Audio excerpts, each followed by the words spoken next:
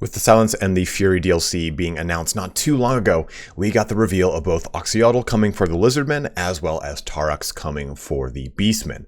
Now, there are some other things coming with this DLC, but we don't quite know yet. There was a little FAQ update on the blog post by Creative Assembly, and it says Oxyotl, Thorek, and a heap of new units for Beastmen and Lizardmen, as well as a few surprises coming your way in July. So in this video today, I want to discuss some possible options for FLC or free LC characters that will be released alongside the DLC of The Silence and the Fury. We know this to be the case because we always get an FLC character with it. So I'll be discussing some of my, top picks. We'll pretty much be going over Ghorros, we'll be going over Moonclaw, then I'm going to talk about the Dwarf side of things and go over both Thorek Ironbrow and Bugman's, Josef Bugman, the master of the Bugman's Brew. So you can find all this broken up into the timeline if you want to jump to this specific character and find out a little bit more about them. We don't know quite yet what that FLC character is going to be. We'll probably find out closer to that July release time of July 14th. So join me now on a little speculation fun as we rev up the hype train for The Silence and the Fury. But if you have not yet pre-ordered and you do intend on pre-ordering the DLC, you can use the link to my Nexus Store in the description. They get a Steam key directly from the developer and hand it to you guys, and it is a great way to support the channel. It might not be active as of the posting of this video, but it will be soon. And as always, guys, for any content creator you watch, please don't forget to like, comment, and subscribe. That does help us all out a ton. Well, let's talk a little bit about some speculation on who the FLC characters could be for The Silence and the Fury. So the first character I want to talk about here is Ghorros Warhoof, and we're going to do this little low tech so that I can kind of do whatever I want to do with this cursor and point at things. But Ghorros is an interesting character because it's different than all the other Beastmen characters, which are for the most part, I don't want to say a gore of some sort or a shaman of some sort, but they're just a simple biped. When you look at Ghorros, you get a centaur, and that's pretty sweet, right? What this would deliver to any Beastman player is effectively a cavalry-based character, and for those of you wondering, that just means that you would have a lot of centaurs and bonus towards using centaurs. So I think that would be a lot of fun, especially if some of the units that I've speculated at that would be a part of Thorek's DLC, including stuff like the Tuskgore chariots or feral Tuskgores to go along with Razor Gores, give benefits to Razor Gores, to Tuskgores, to chariot units, and to centaurs with Ghorros, and you get a faction that is far more mobile. Maybe the ability to vanguard all these units if you're playing with Ghorros with his army. I think that'd be a really cool thematic way to make this character kind of come to life and have a very shock cav, quote unquote, centric lord. Whereas the other ones are, hey, this is a Doom Bull in Thorek, which is going to give you tons of Minotaur armies, right? You're going to have a ton of flavor from Khazrak One-Eye, from Malagor, from the, what's his name? Shadowgave. So you've got a lot of different options this way by adding in Ghorros. You get a lot of different flavor across the roster as far as the benefits of individual units. And I think he has a really good potential because there's a Regiment of Renown unit already named after him. He's considered like the father of centaurs, so he does have a pretty cool relationship with the entire Beastmen roster as far as the centaurs are concerned. So he does have some really fun, cool mechanics here. And I think that giving us this character that is very mobile would be a different way to play Beastmen, which are, to be totally honest, they're a very mobile faction, right? Especially if you're using Lore of the Wild and you're using that lore attribute to get a little boost there. They are a quite quick faction, but I think this would be even cooler to get that kind of vanguard, shock cav, in the face, centaur, chariot, and Razorgore / Tuskgore surprise shock army. Now, the next character I want to talk about is Moonclaw, and this one's a little bit different. So Moonclaw is obviously a caster character, and we do have a caster character with the Beastmen, but we get one with only the lore of the wild. Moonclaw allows him to use either Lore of Shadow or Lore of the Wild in the 7th edition army book here. And he has some interesting abilities here like Wave of Insanity. And Ghorros, for the most part, is a really straightforward character. He's just a melee character. He's got some benefits that would benefit certain things, but for the most part, very straightforward.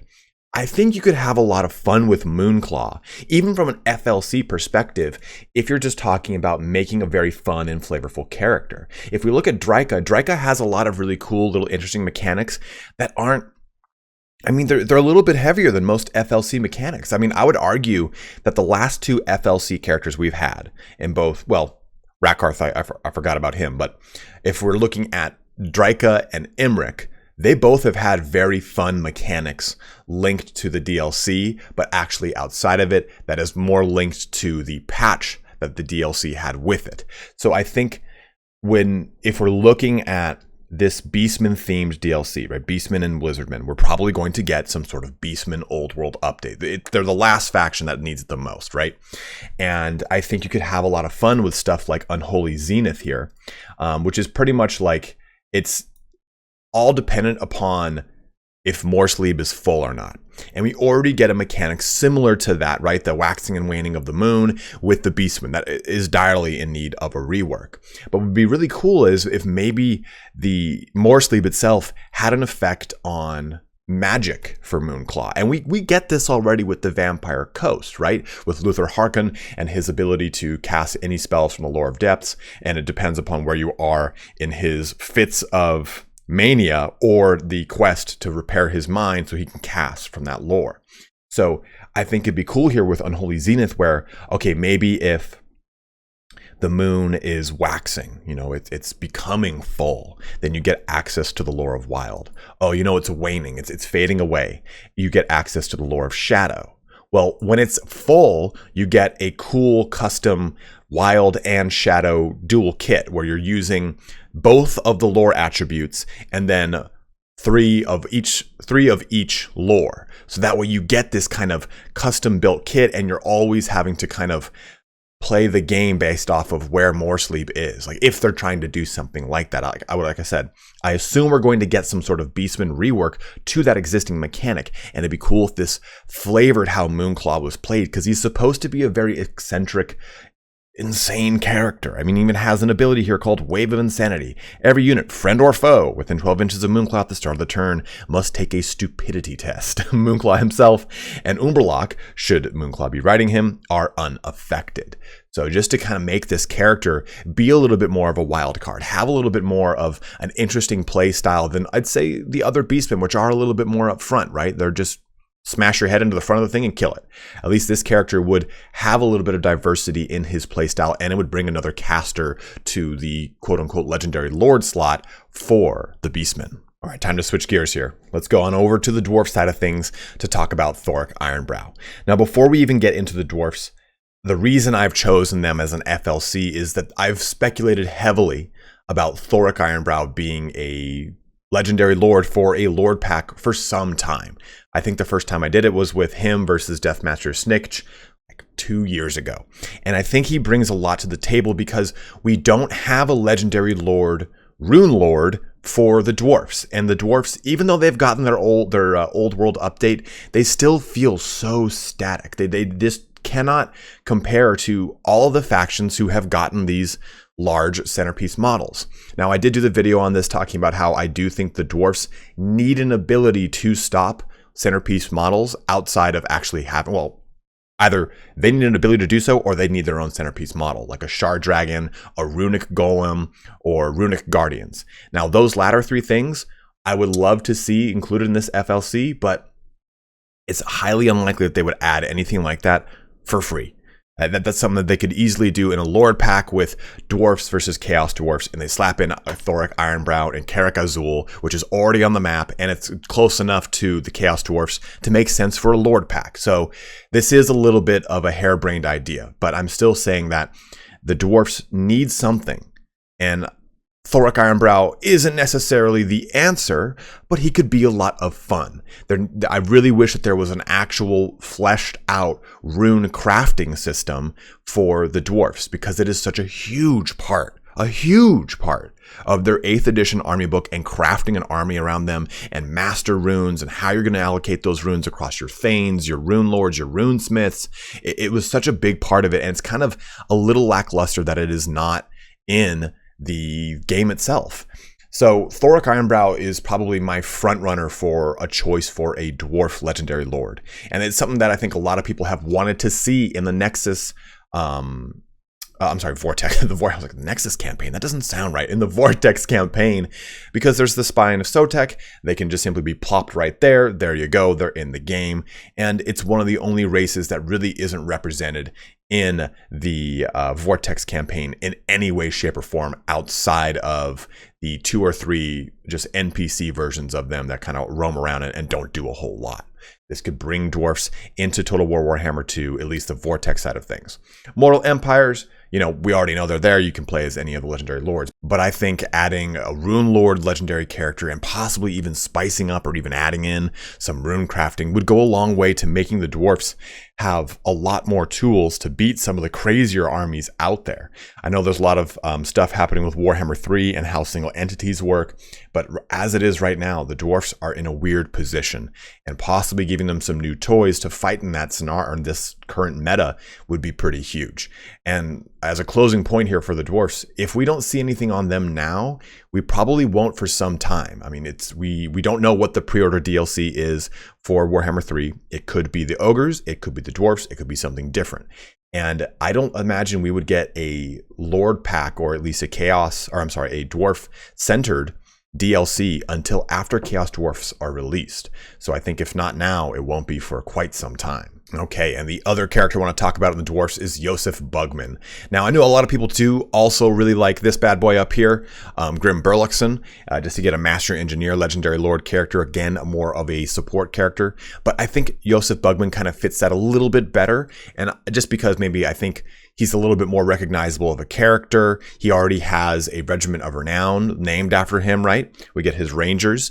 And in addition to that, he has some interesting mechanics because Bugman's Tankard would allow him to heal. So that's actually a pretty cool mechanic that we don't really see in the dwarf roster, is that ability to heal things and keep them up and running.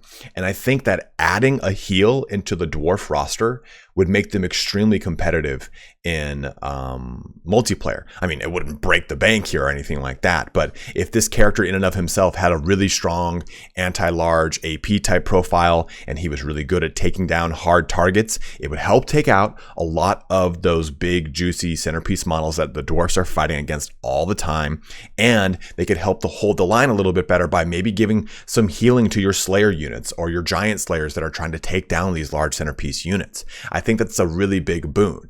Dwarfs, rather than having outright healing, have always had damage mitigation, armor increases, or physical resistance increases. This would kind of help tip that a little bit further. I mean, imagine Josef Bugman on the table with 2 runesmiths, and the runesmiths adding that armor, adding that physical resist, and him coming in with some healing. That makes that dwarf line very durable. Of course, it would just be one single activatable heal. It's not like this is on a Winds of Magic, so it probably would have 2 or 3 charges. So again, it's not anything that's going to completely sway the forces of chaos against or in the favor of the dwarfs, but it'll still be, I think, if they added Josef Bugman's, a really strong ability to keeping that dwarf line very stout, as the dwarfs always are. And it's weird for someone like me, who is an extremely big High Elf fan, never really enjoyed dwarf lore or anything like that, to say the dwarfs really need some help.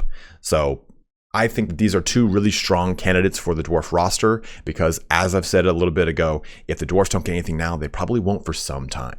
And at that, it brings our video here to a close, guys. So go ahead and let me know in the comment section below what you think we're going to get for the FLC character. I mean, there is an argument that could be made for some Lizardmen adding in Tato Echo or even Chakox, but I really think that they'll probably go with another Beastman or another character like, say, the Dwarfs, or just some. There's plenty of characters they could go into, but I think another Beastman character makes a lot of sense because they do need another Legendary Lord or 2, and or another Dwarf character that deviates from the standard dwarf characters that we have, because I think the community as a whole has wanted some more dwarf goodies to help out a roster, and a campaign that has felt very stale for a long time. It was one of the very first Old World updates, and as thus, every Old World update since then has been more robust and had way more to it. So I think the Dwarfs have been a little bit left in the dust as a result. But as always, guys, thank you so much for watching here today. Go ahead again and let me know some of your picks for the FLC characters for Silence and the Fury. And as always, have a good one and take care.